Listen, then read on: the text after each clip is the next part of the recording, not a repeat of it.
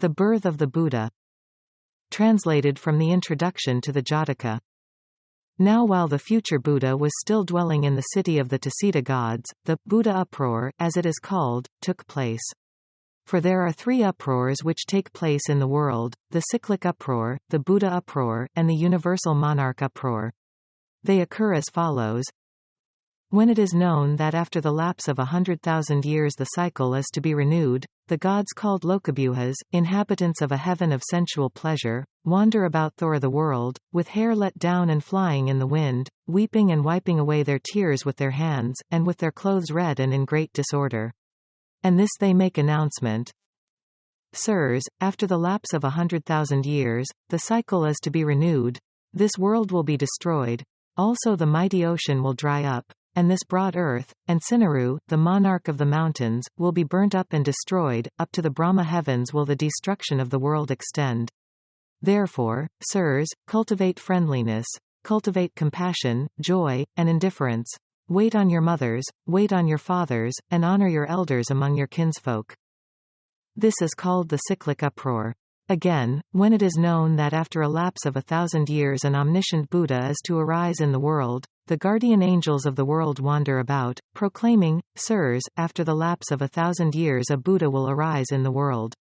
This is called the Buddha uproar. And lastly, when they realize that after the lapse of 100 years a universal monarch is to arise, the terrestrial deities wander about, proclaiming, Sirs, after the lapse of 100 years a universal monarch is to arise in the world. This is called the universal monarch uproar. And these three are mighty uproars. When of these three uproars they hear the sound of the Buddha uproar, the gods of all 10,000 worlds come together into one place, and having ascertained what particular being is to be the Buddha, they approach him and beseech him to become one. But it is not till after omens have appeared that they beseech him. At that time, therefore, having all come together in one world, with the Cetium Maryas, and with the Saka, the Saima, the Santasita, the Paranimita Vasavati, and the Maha, or of a Brahma, or of a universal monarch, that you fulfilled the 10 perfections, but it was to gain omniscience in order to save the world, that you fulfilled them. Sir, the time and fit season for your Buddhaship has now arrived. But the Great Being, before assenting to their wish, made what is called the 5 great observations. He observed, namely, the time, the continent, the country, the family, and the mother and her span of life. In the first of these observations he asked himself whether it was the right time or no. Now it is not the right time when the length of men's lives is more than 100,000 years. And why is it not the right time? Because mortals then forget about birth, old age, and death. And if the Buddhas, who always include in their teachings the 3 characteristics, were to attempt at such a time to discourse concerning transitoriness, misery, and the lack of substantive reality, men would not think it worth while listening to them, nor would they give them credence. Thus there would be no conversions made, and if there were no conversions, the dispensation would not conduce to salvation. This, therefore, is not the right time. Also it is not right time when men's lives are less than 100 years. And why is it not the right time? Because mortals are then exceedingly corrupt, and an exhortation given to the exceedingly corrupt makes no impression, but, like a mark drawn with a stick on the surface of the water, it immediately disappears. This, therefore, also is not the right time. But when the length of men's lives is between 100 years and 100,000 years, then is it the right time. Now at that time men's lives were 100 years, accordingly the Great Being observed that it was the right time for his birth. Next he made the observation concerning the continent. Looking over the 4 continents with their attendant isles, he reflected, in 3 of the continents the Buddhas are never born, only in the continent of India are they born. Thus he decided on the continent. Next he made the observation concerning the place. The continent of India is large, thought he, being 10,000 leagues around. In which of its countries are the Buddhas born? Thus he decided on the middle country. The middle country is the country defined in the Vinaya as follows. It lies in the middle, on this side of the town Kajangala on the east, beyond which is Masla, and beyond that the border districts. It lies in the middle, on this side of the river Salalavat on the southeast, beyond which are the border districts. It lies in the middle, on this side of the town Setakanika on the south, beyond which are the border districts. It lies in the middle, on this side of the Brahmanical town Thuna on the west, beyond which are the border districts. It lies in the middle, on this side of the hill Usrad Daja on the north, beyond which are the border districts. It is 300 leagues in length, 250 in breadth, and 900 in circumference. In this country are born the Buddhas, the private Buddhas, the chief disciples, the 80 great disciples, the universal monarch, and other eminent ones, magnates of the warrior caste, of the Brahmin caste, and the wealthy householders. And in it is this city called Kapilavathu, thought he, and concluded that there he ought to be born. Then he made the observation concerning the family. The Buddhas, thought he, are never born into a family of the peasant caste, or of the servile caste, but into one of the warrior caste, or of the Brahmin caste, whichever at the time is the higher in public estimation. The warrior caste is now the higher in public estimation. I will be born into a warrior family, and King Suddhodana shall be my father. Thus he decided on the family. Then he made the observation concerning the mother. The mother of a Buddha, thought he, is never a wanton, nor a drunkard, but as one who has fulfilled the perfections through 100,000 cycles, and has kept the 5 precepts unbroken from the day of her birth. Now this Queen Mamai is such a one, and she shall be my mother, but what shall be her span of life? One continued he, and he perceived that it was to be 10 months and 7 days. Having thus made the 5 great observations, he kindly made the gods the required promise, saying, Sirs, you are right. The time has come for my Buddhaship. Then, surrounded by the gods of the Tusita heaven, and dismissing all the other gods, he entered the Nandana grove of the Tusita capital, for in each of the heavens there is a Nandana grove. And here the gods said, Attain in your next existence your high destiny, and kept reminding him that he had already paved the way to it by his accumulated merit. Now it was while he was thus dwelling, surrounded by these deities, and was conceived in the womb of Queen Mamai. And in order that this matter may be fully understood, I will give the whole account in due order. It is related that at that time the midsummer festival had been proclaimed in the city of Kapilavathu, and the multitude were enjoying the feast. And Queen Mamai, abstaining from strong drink, and brilliant with garlands and perfumes, took part in the festivities for the 6 days previous to the day of full moon. And when it came to be the day of full moon, she rose early, bathed in perfumed water, and dispensed 400,000 pieces of money in great largesse. And decked in full gala attire, she ate of the choicest food, after which she took the 8 vows, and entered her elegantly furnished chamber of state. And lying down on the royal couch, she fell asleep and dreamed the following dream. The 4 guardian angels came and lifted her up, together with her couch, and took her away to the Himalaya mountains.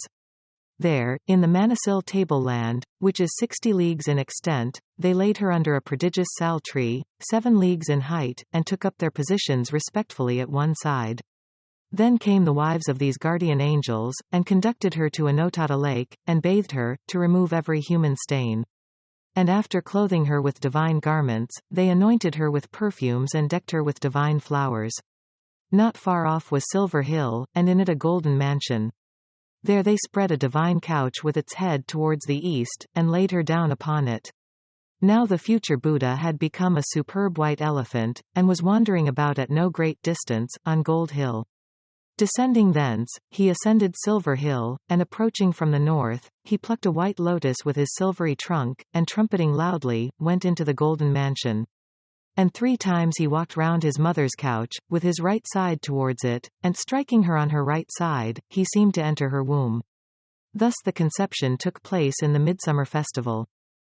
On the next day the queen awoke, and told the dream to the king.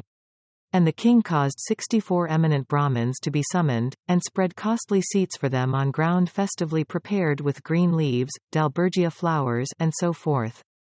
The Brahmins being seated, he filled gold and silver dishes with the best of milk porridge compounded with ghee, honey, and treacle, and covering these dishes with others, made likewise of gold and silver, he gave the Brahmins to eat. And not only with food, but with other gifts, such as new garments, tawny cows, and so forth, he satisfied them completely. And when their every desire had been satisfied, he told them the dream and asked them what would come of it. Be not anxious, great king, said the Brahmins, a child has planted itself in the womb of your queen, and it is a male child and not a female. You will have a son.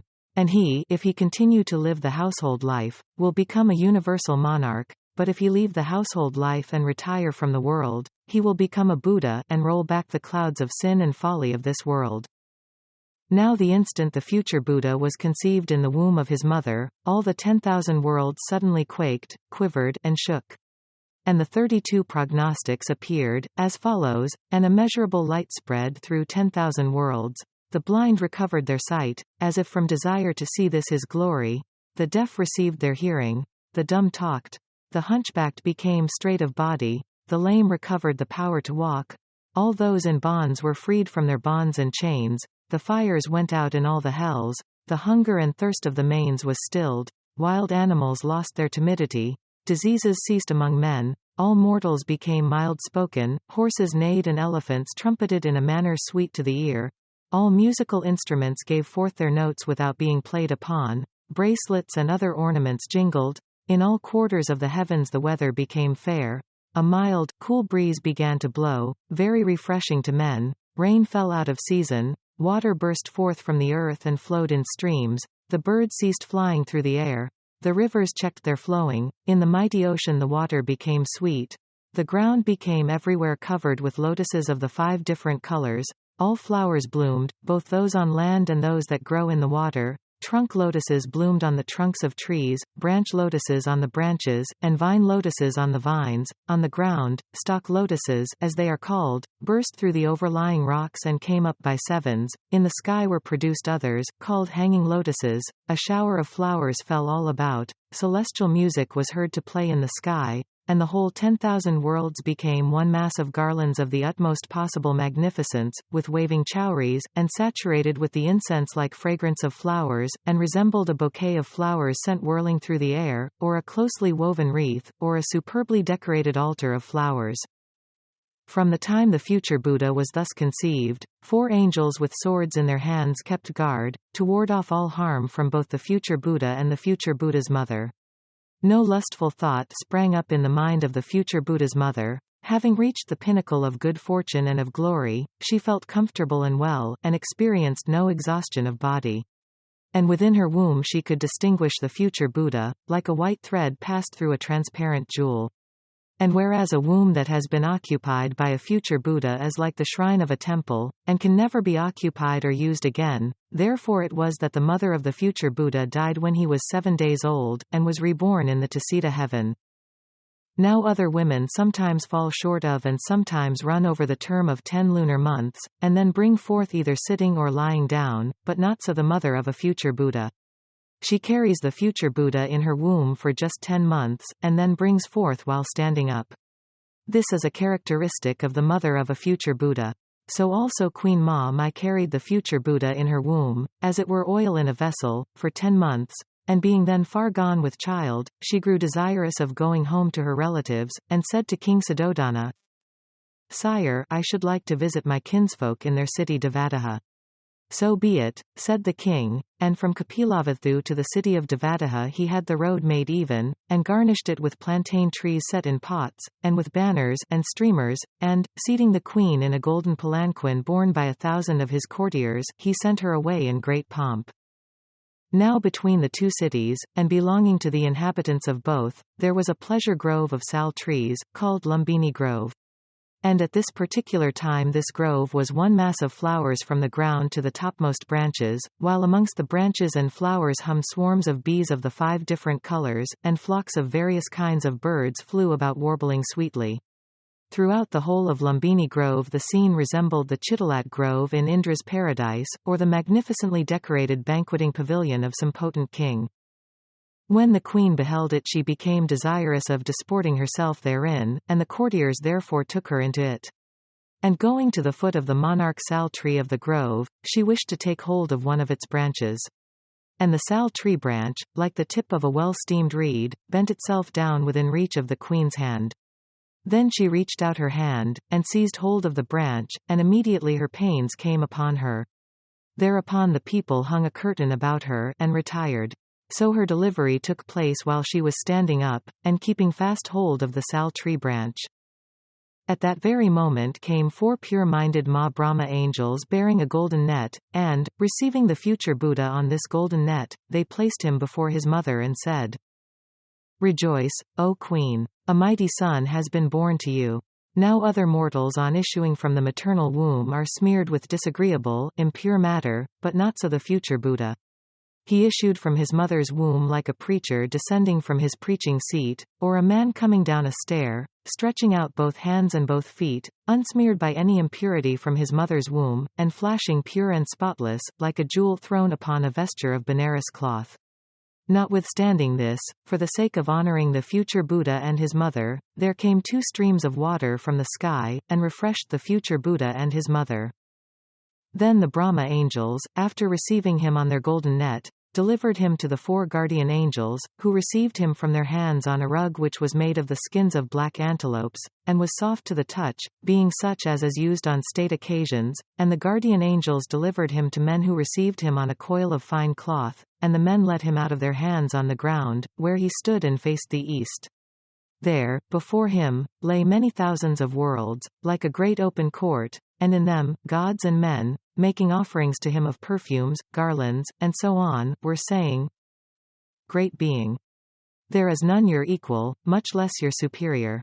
When he had in this manner surveyed the 4 cardinal points, and the 4 intermediate ones, and the zenith, and the nadir, in short, all the 10 directions in order, and had nowhere discovered his equal, he exclaimed, "This is the best direction," and strode forward 7 paces, followed by Ma-Brahma holding over him the white umbrella, Sima bearing the fan, and other divinities having the other symbols of royalty in their hands. Then, at the 7th stride, he halted, and with a noble voice, he shouted the shout of victory, beginning, "The chief am I in all the world." Now in 3 of his existences did the future Buddha utter words immediately on issuing from his mother's womb, namely in his existence as Mahosada, in his existence as Vesantara, and in this existence. As respects his existence as Mahosada, it is related that just as he was issuing from his mother's womb, Sakka, the king of the gods, came and placed in his hand some choice sandal wood, and departed. And he closed his fist upon it, and issued forth.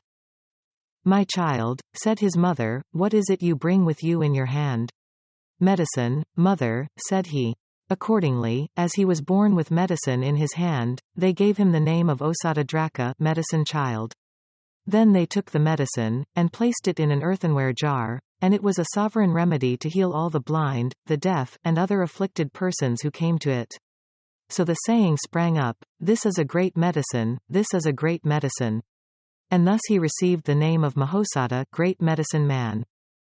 Again, in the Vesantara existence, as he was issuing from his mother's womb, he stretched out his right hand, and said, "Pray, mother, is there anything in the house? I want to give alms." Then, after he had completely issued forth, his mother said, "It's a wealthy family, my son, into which you are born," and putting his hand in her own, she had them place in his a purse containing 1,000 pieces of money. Lastly, in this birth he shouted the shout of victory above mentioned. Thus in 3 of his existences did the future Buddha utter words immediately on issuing from his mother's womb. And just as at the moment of his conception, so also at the moment of his birth appeared the 32 prognostics. Now at the very time that our future Buddha was born in Lumbini Grove there also came into existence the mother of Rula, and Channa the courtier, Kludi the courtier, Kanthaka the king of horses, the great bow tree, and the 4 urns full of treasure. Of these last, one was 1/4 of a league in extent, another a half league, the third 3/4 of a league, and the 4th a league. These 7 too are called the connate ones. Then the inhabitants of both cities took the future Buddha, and carried him to Kapilavathu.